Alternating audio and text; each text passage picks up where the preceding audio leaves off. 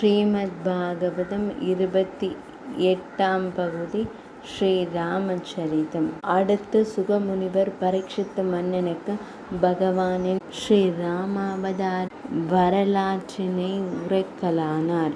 இக்ஷ்வாகு குலத்தில் தோன்றிய தசரத மன்னனுக்கு பல மனைவியர்களும் 3 பட்ட மகிழ்ச்சிகளும் இருந்தனர். ஆனால் புத்திர பேரில்லை.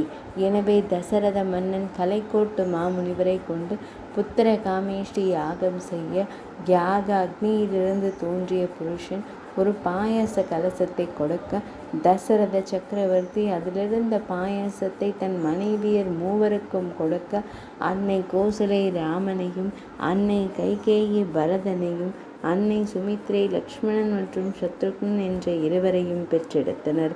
குருகுலத்தில் வித்தைகள் கற்று முடித்தனர் 4.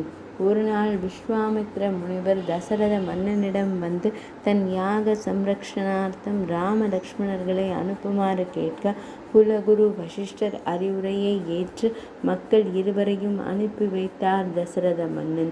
ஸ்ரீ ராம லக்ஷ்மணர்கள் வழியில் கண்ட தாடகை என்னும் அரக்கியை கொன்று யாகசாலையில் இடையூறு செய்த சுபாகு மாரீச்சன் 2 மீதும் பாணம் தொடுக்க சுபாகு கொல்லப்பட்டான். மாரீச்சன் ஊட்டி விடப்பட்டான். அதாவது அவன் ஓடி ஒளிந்து கொண்டான்.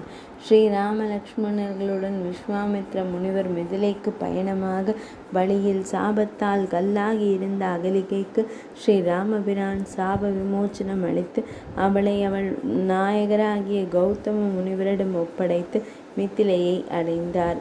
அங்கு சிவதனுசை முறித்து ஸ்ரீராமபிரான் தேவி சீதையை திருமணம் புரிந்தார்.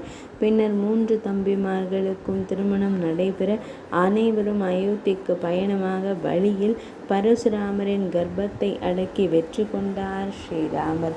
நாடு திரும்பிய பின் தசரத மன்னன் ஸ்ரீராமருக்கு முடிசூட்ட விழைகையில் அன்னை கைகேயி முன்பு தசரத மன்னன் தனக்கு அளித்த வரங்களில் ஒன்றின் மூலம் ஸ்ரீராமபிரான் வனவாசம் செய்யவும், 2வது வரத்தின் மூலம் பரதன் நாடாளவும் கிடைக்க பெற்றாள். ராமன் வனவாசம் புறப்படுகையில் ஸ்ரீ லக்ஷ்மண சுவாமி மற்றும் அன்னை சீதா பிராட்டி ஆகியோர் பின்தொடர ஸ்ரீராமபிரான் வனவாசம் சென்றார். ஸ்ரீ லக்ஷ்மண சுவாமி மற்றும் அன்னை சீதை 2 பின்தொடர காடடைந்து குகனின் தோழமையால் கங்கையை கடந்து பஞ்சவடியில் தங்கியிருந்த போது சூர்பனகையை லக்ஷ்மண சுவாமி அங்கபங்கம் செய்தார். அவளுக்கு உதவியாக வந்த கரதூஷணாதியரை போரில் வதம் செய்தார் ஸ்ரீராமபிரான். ஒரு நாள் தப்பி ஓடிய மாரீச்சன் பொன்மான் வடிவில் அங்கு வர அம்மானை வேண்டி சீதைக்காக அதை பிடிக்க சென்றார் ஸ்ரீராமபிரான்.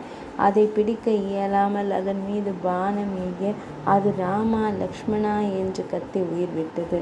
இது கேட்டு லக்ஷ்மண சுவாமியை ஸ்ரீராமபிரானிடம் அன்னை சீதை அனுப்ப அந்நேரத்தில் ராவணன் மாயத்துறவி வேடத்தில் வந்து அவளை இலங்கைக்கு தூக்கிச் சென்றான்.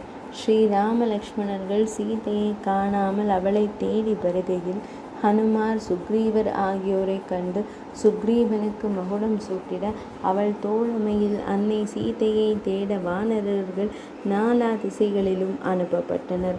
அனுமாருடன் தென் திசை புறப்பட்டோரில் அனுமான் மட்டும் கடலை தாண்டி இலங்கையை அடைந்து அன்னை சீதையை கண்டு ஸ்ரீராமர் கொடுத்த கனையாளியை தந்து அவள் தந்த சூடாமணியை பெற்று ஸ்ரீராமபிரானிடம் திரும்பி வந்து செய்தி அறிவிக்க ராம ராவண போர் மிகவும் உக்கிரமாக நடந்து இறுதியில் இலங்கை அரசன் ராவணன் போரில் கொல்லப்பட்டான். 28ஆம் பகுதி நிறைவடைந்தது.